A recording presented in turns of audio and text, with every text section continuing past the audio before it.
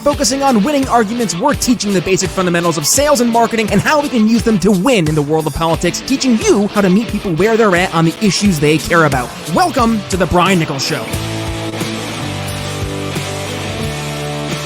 Well, happy Tuesday there, folks. Brian Nichols here on The Brian Nichols Show, and thank you for joining us on, of course, another fun-filled episode. I am, as always, your humble host, joining you today, yes, from the Stratus IP studios here in lovely Eastern Indiana. Don't let cyber attacks or old technology slow your company down. Learn more at stratusip.net or schedule a consultation at briannicholsshow.com/stratusip. Folks, want to go ahead before we go ahead and give a shout out to our brand new guest today. It's not really brand new. He's returning to the program, but it's brand new because it's going to be a new iteration of our guest, more so his organization he's joining us from. I'll explain all that later, but first, going to go ahead and give a shout out to today's sponsor, and that is Right Strategies. Now, folks, if you are a business owner or even if you are a candidate out there looking for some help to amplify your message where both your voters or your customers are spending their time, look no further. Right Strategies specializes in the unique challenge of both running political campaigns as well as small businesses in the digital landscape.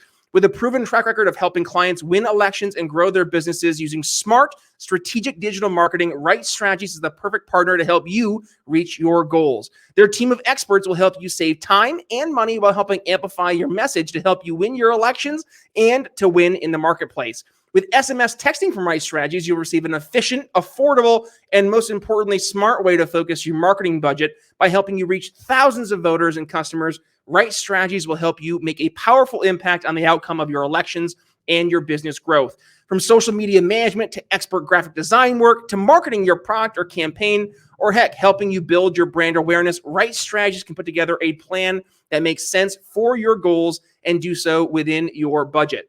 Well, learn more about how Right Strategies can help you win your elections and grow your business. Well, head to briannicholsshow.com/RS and get your free campaign marketing plan or a campaign report card. And of course, please be sure to let Morgan and the Right Strategies team know that I sent you. Again, that's briannicholsshow.com/RS, amplifying your message where voters and customers spend their time. All right. So I mentioned, yes, our guest, he's returning to the show. He's brand new in the iteration. He's returning to the show. More so his organization is, he'll explain it. John Odermatt from Finding Freedom over from Lions of Liberty. Welcome back to the program, my friend.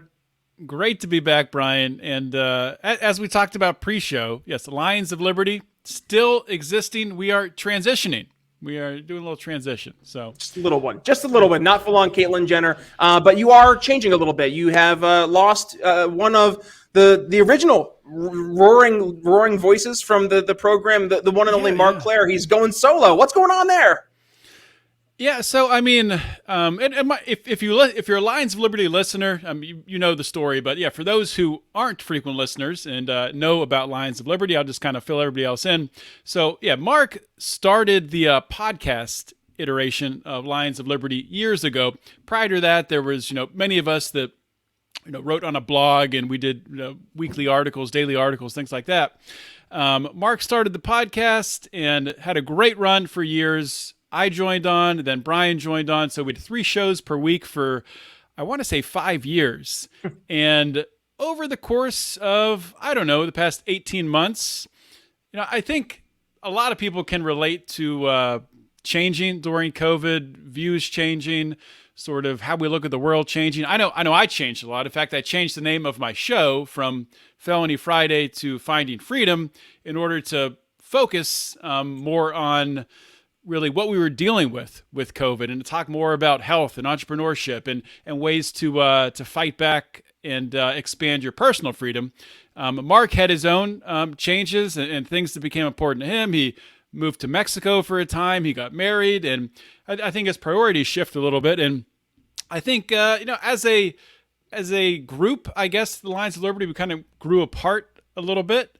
We're all still friends, but yeah, Mark decided to go off on his own. He's starting the Mark Claire show. I believe his first episode is, I don't want to say the day, but it's the end of this month. It's I think it's the last week or second to last week of October when he's going to release his first episode. And we are going to promote that on the Lions of Liberty feed as well. But Brian and I are continuing on with Lions of Liberty.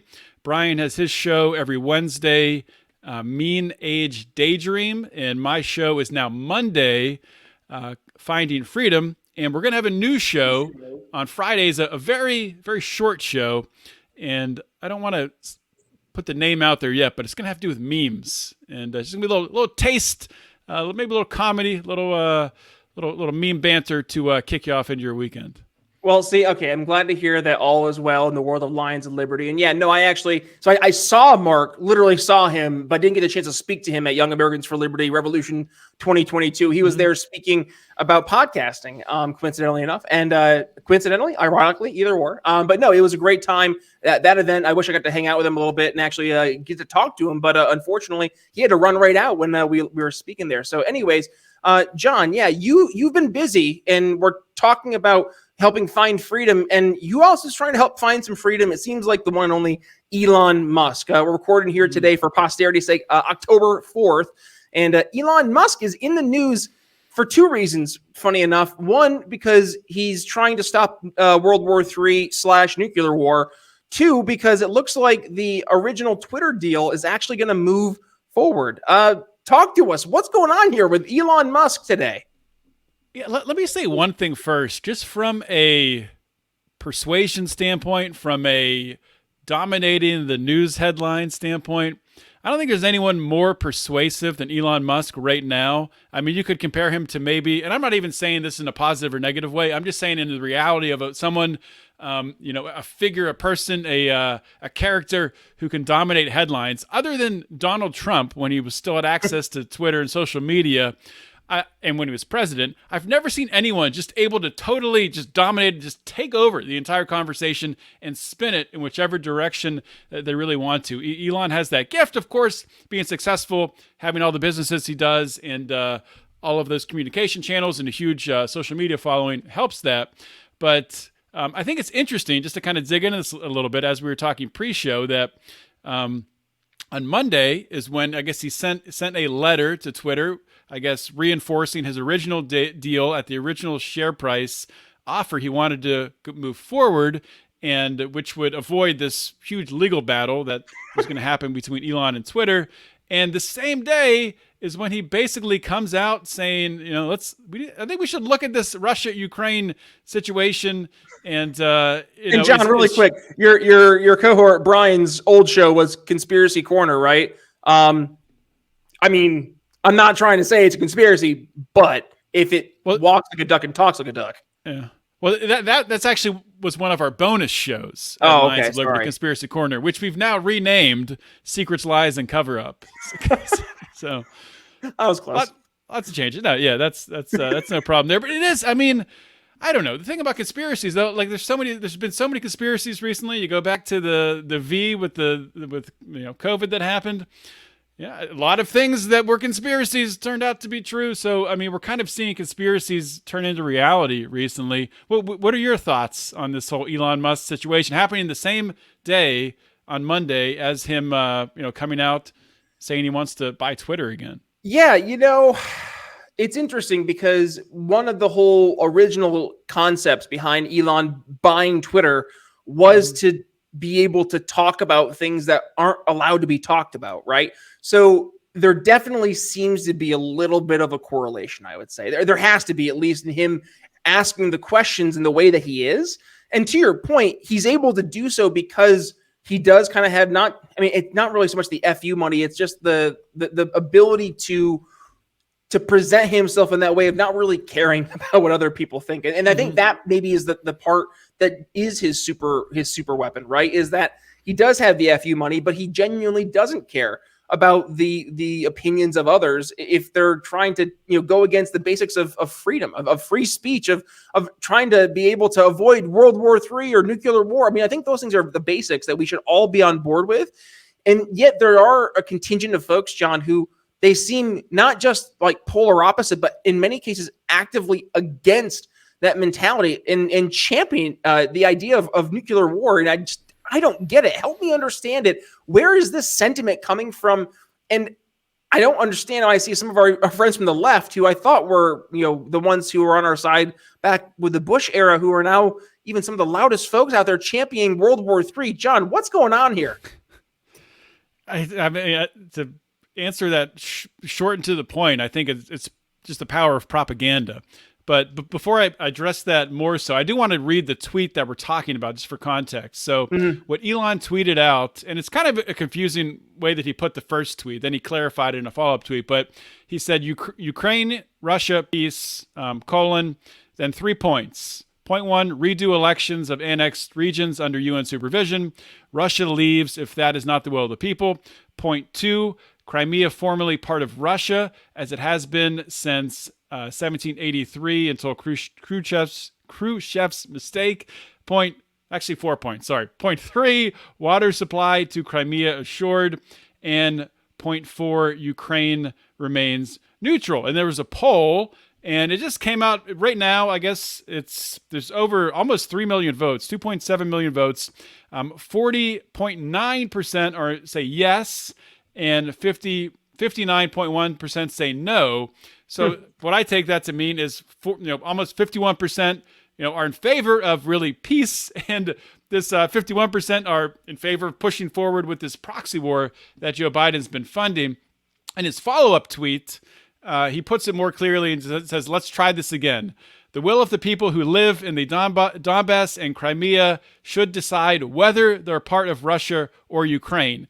Put more clearly, and this poll has 2.4 million votes, 59.3%, so almost 60% said yes, and 40%, almost 41% said no.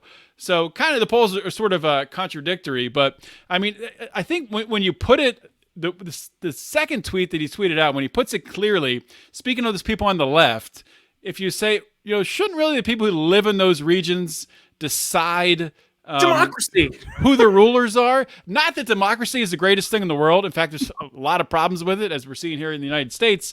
But for deciding which tyrant or which thugs you want to rule you, the people in the Donbass region and in Crimea, they have Russian heritage. They speak Russian. There's a lot of things that they relate to in the Russian culture.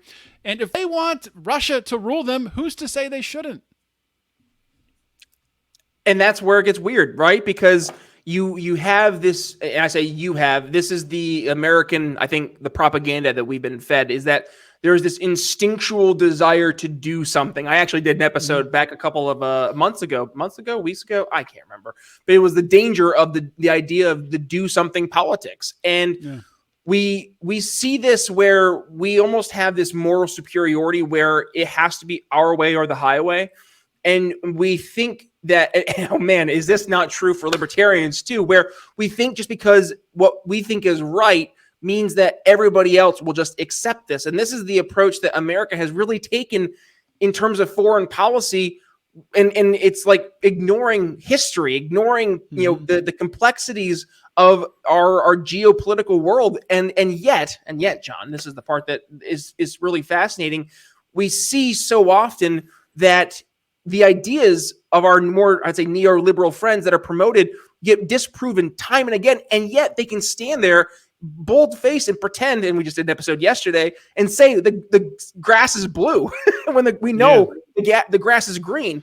And they don't care that they're wrong. They don't care. Facts be damned. And I think that's something that we have to come to kind of reckon with, and not just us in the liberty movement, but kind of the folks who are trying to avoid World War III and nuclear war here, is that we are in many cases trying to rationalize with irrational people. And it's going to require us to go talk to different people who also share the value of, not having a nuclear holocaust. That would be, I think, a really important step in a direction away from that happening. So let's take that step, John.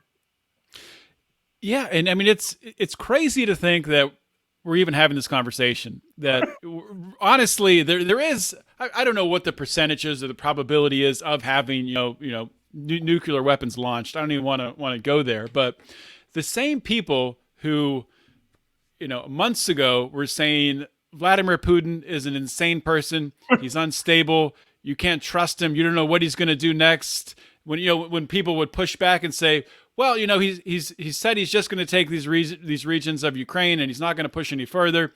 And people say he's insane. You don't know what he's going to do. He could take Poland. He could take this country. He could take that country. He could move into Europe. Those same people are now saying nukes. Oh, he's not going to use nukes. Why would he use nukes? You're talking about an insane, unstable person. So just like you said, Brian, I mean, we're not dealing in some, ideal society where everybody here is acting rationally. Right. We have to understand that I personally, Putin, yes, I think he's a thug. Yeah. He's a dictator. I don't think he's a good person. I don't think he should have invaded Ukraine. Yes. I think that's all terrible. Yep. I don't want anybody to die. I don't want Russians to die who are fighting there. I don't want Ukrainians to die who are defending their country. I don't want people coming in from the outside, be it the U.S. or whoever troops, to go in there in any loss of life. But there was a deal in place for peace between Russia and Ukraine, and Boris Johnson came in and basically ripped it up and said we're not going to have peace. And he's getting almost nothing for that. Think of how many people have died because of that. And like I said, I'm not in favor of the invasion, even if, the Donbass and Crimea regions, which Crimea has been a part of Russia here for the past several years, though. But if they want to be officially parts of Russia, let's figure out a way to do it without any bloodshed. And there were assurances made. I think let's listen to an episode of Part of the Problem with Dave Smith, and I think the big disagreement between these two sides, the side that is trying to avoid a nuclear conflict and the side that all of a sudden thinks a nuclear conflict is impossible, or maybe they just think it's worth a nuclear conflict. It's hard to even know where. Maybe it's split. Maybe these two sides have united. The ones that don't care if there's nukes used and the ones who just think it's not even a possibility. But after the Soviet Union dissolved, Russia was given assurances that NATO would not expand towards Russia. And people have pushed back on that and said, well, there's no formal treaty signed. There's no legal backing behind that. That's not really the point. The point is Russia was given those assurances, and now that's out the window. So, and I kind of hate using this analogy because it is kind of overused, but I still think it's accurate, and it's good at explaining really the situation.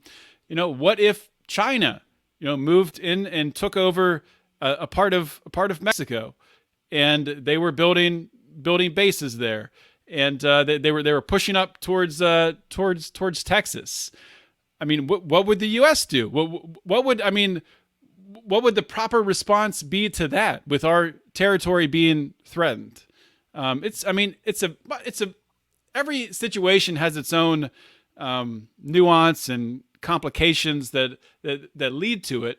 But when it gets down to it, we have the United States, which has been, we're basically fighting a war against Russia with Ukraine in the middle, and we're laundering money through our military industrial complex into Ukraine in order to continue this war to keep it going. And that's exactly what's happening. Yep. And like I said, I don't want there to be a war. I don't want Russia to kill Ukrainians. I don't want Ukrainians to kill Russians. But how do we stop that? And how do we de-escalate it? And Joe Biden has not met with Putin. He has not met with, he's met with Zelensky many times, but he has not met with Putin and Zelensky all at the same time. And would you trust Joe Biden in that situation to actually accomplish anything, meeting with those two leaders? No. Short answer, no. John, this is truly a very weird situation that we find ourselves in. I hope, for posterity's sakes, I hope that this is something that, our ancestors can listen to, because they are still around and we're not all vaporized from nuclear war. But at the end of the day, I think it is important for us to be able to have these conversations. And frankly, this is why we do what we do, right? I know, okay, this sounds like, Brian and John are going to stop World War III. Maybe. And here's how, because what we're doing here, having these conversations, talking to more people. I'll tell you right now, there are folks I've known my entire life who are rah Mr. GOP's, rock rib conservatives.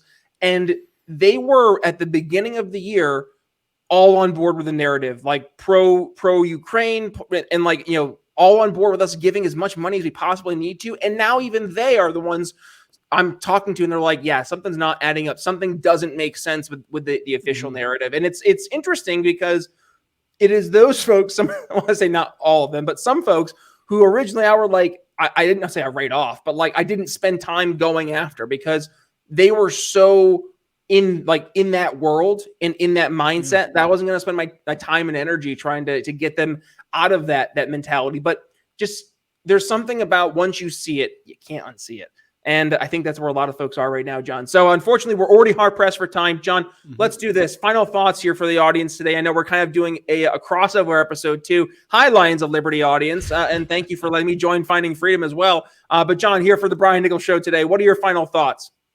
Yeah, and what we'll do, Brian, is we'll bring you on to Find Your Freedom on Lions of Liberty, and I'll fire some more hard questions at you. We'll wait a little bit while we'll wait a month or two, and we'll get that going. But I mean, final thoughts on this. I think you bring up an excellent point, and honestly, as I talked about at the beginning of the show, talking about the changes at Lions of Liberty, the changes with my show, and really how I look at the world. If probably, I don't know, 2-3 years ago, I would have looked at this situation differently. I think libertarians, and libertarian is such a broad term because there's liberty-leaning, Republicans who call themselves libertarians, and there's LP members who call themselves libertarians. There's anarchists, but I think it's safe to say, in general, libertarians kind of have this viewpoint that, well, let's just kind of stay back and let this play out. Of course, they would be criticizing the U.S. government, Joe Biden, funding this fiasco in Ukraine with the Russian invasion, but they don't really operate in the reality of the situation where it is being funded. We have no way of stopping it. How do we still influence this conversation, knowing this is happening, dealing with addressing the arguments that are happening in real time, instead of just saying, well, if you just would have listened to me and you wouldn't have funded this war, then, we wouldn't be involved in it and this never would have happened. So I think libertarians need to do a better job of, instead of just kind of ceding everything. And I think when you do that and kind of when libertarians step away and say, well, this is all wrong, so you should backtrack a year and you should have done this. Libertarians need to do a better job of addressing things where they are and saying, okay, now how do we roll this back? How do we peel this onion back to get to a place where we're closer to liberty, rather than just saying, we should scratch everything, end the United States, and we should all be anarchists. And there's the answer, right? John, thank you for joining. And my final thought, folks, if you're getting value from what we're doing here, not just at the Brian Nichols Show, but across the board here at the greater We Are Libertarians Network, well, it doesn't happen without you. So I'm going to ask you, if you'd be so kind, head to briannicholsshow.com/support. Give us some love. And when you do, please, you have two different ways to do it. Number one, you can head to Patreon, $5 a month. You become a super fan and be a supporting listener. Greatly appreciate that. Or one-time PayPal donation, $5, $10, $20, $100, whatever it can be. I appreciate it because it goes right back into the show. So we have folks like John here on the program to leave you educated, enlightened, and informed. Otherwise, with that being said, folks, that's all I really have for you today. Please go ahead, give today's episode a share. When you do, please go ahead, give yours truly a tag at B Nichols Liberty. John, where can they go ahead and find you to continue the conversation? Yep, you can go to @Lions of Liberty on Twitter. You can find Lions of Liberty on all of the podcasting platforms. You can find Finding Freedom. If you just want my show, Finding Freedom, you can find that by searching any podcasting app, Finding Freedom, then my name, John Odermatt, and it'll pop up. And please subscribe and leave me a review and a 5-star rating. If you do that, I'll read it on air. There you go. All right, folks. And with that, also, please go ahead and give our sponsors some love. We have Stratus IP, our studio sponsor, and Right Strategies. So with that being said, folks, thank you for joining us on today's episode. It's Brian Nichols signing off here on The Brian Nichols Show for John Odermatt. We'll see you tomorrow. Listening to The Brian Nichols Show. Find more episodes at briannicholsshow.com.